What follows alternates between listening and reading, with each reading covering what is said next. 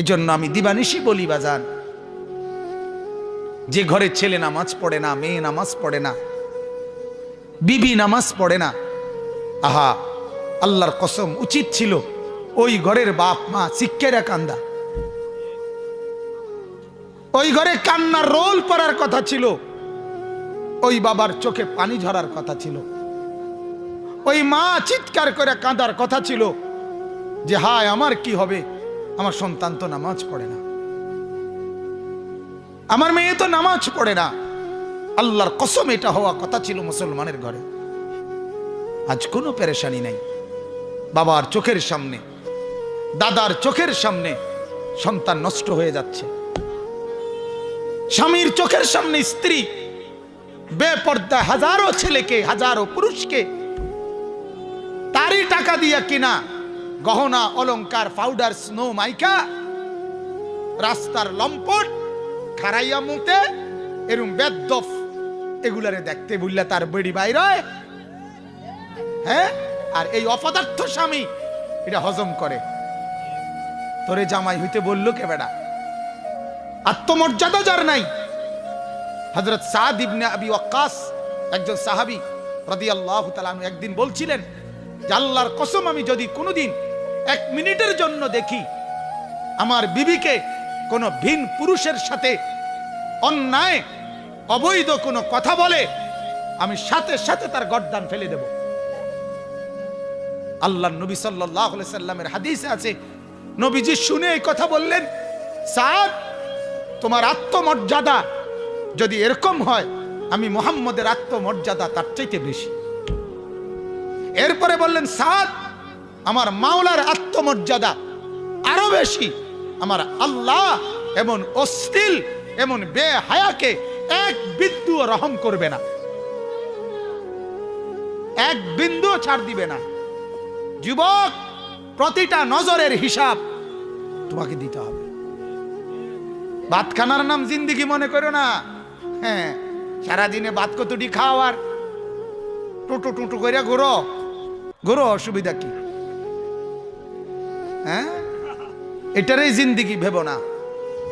জীবন মানে মোবাইল একটা, জীবন মানে একটা মোটরসাইকেল, হ্যাঁ, জীবন মানে সিবা ফ্যান, জিন্দিগি মানে এই মাথা চুল এগুলারে শয়তানের মতো কাটায়, এগুলো জীবন কয়, এগুলারে জিন্দিগি বলে? বলেন পৃথিবীর কোন বইয়ে এগুলারে মানুষের জীবন বলে? মোটরসাইকেল, মোবাইল, সিবা ফ্যান, টুটু করে ঘুরে রাস্তার পাশে মেয়ে হাঁটে, তুমি পিছে পিছে সামারের মতো, হ্যাঁ, ছাগলের মতো তুমি পিছে পিছে হাঁটো, অপদার্থ কোথাকার। এটা কোনো জিন্দিগি হইল? এই জিন্দিগির চাইতে মরে যাওয়াই তো ভালো ছিল বেটা। কয় নারী দিয়ে তুমি চলবা? হ্যাঁ, কয়জন বেড়ি দরকার? কথা বলেন না। একটা ছেলের কয়টা বেড়ি দরকার? আস্তাগফিরুল্লাহ। গুনার মধ্যে ডুবে গেছে, নাফরমানির মধ্যে ডুবে গেছে ছেলেরা, অশ্লীলতার মধ্যে ডুবে গেছে। মার খবর নাই, বাবার খবর নাই, স্বামীর খবর নাই, কারো কোনো হায়া লজ্জা নাই। মহিলা সারাক্ষণ টেলিভিশনে নাচ গান, নাটক, সিনেমা, হিন্দি সিরিয়াল এগুলো দেখতেছে, একটার পর একটা পাউডার, সুনু, জামা কাপড় বদলাইতেছে। আর বাজারে বাজারে একদিন কিনে জুতা, আরেকদিন কিনে বদনা, আরেকদিন কিনে জামা, যে একটা একটা করে করে আলগা আলগা কিনে। এক লগে কিনতো না, কারণ এক লগে কিনলে তো একবারে কিনে হয়ে গেল। এক দোকান থেকে কোনো খরচা করে না, এক দোকান থেকে খরচা করলে 1 ঘন্টা লাগাইয়া যে পাউডার তৈরি লেগেছে, এটা যদি কমপক্ষে 30টা দোকানে না দেখাইতে আরে তো খরচা উঠাইয়া না। এটা খরচ আছে না, পাউডার, সুনু, ফেয়ার এন্ড লাভলি, মেকআপের এটা খরচ আছে। তো এই খরচাও তো উঠাই তৈব। হ্যাঁ, বলেন নাউজুবিল্লাহ, বলেন নাউজুবিল্লাহ। আমার মাকে জিজ্ঞেস করেন, আপনার মেয়েকে জিজ্ঞেস করেন, কারে দেখাও? তোরে যারা দেখে ওরা তো দুশ্চরিত্র, লম্পট, আরে মুত্তা ফানি লয় না, দুর্গন্ধওয়ালা যাদের ফ্যান, এরম অসভ্য, এতে দেখতে লাভটা কিটা? কথা বলেন না কেন? কোন ভালো মানুষ দেখে? কোন নামাজি লোক দেখে কোনদিন? কথা বলেন, কোন বেহায়া নারীকে কোন নামাজি দেখছে কোনদিন?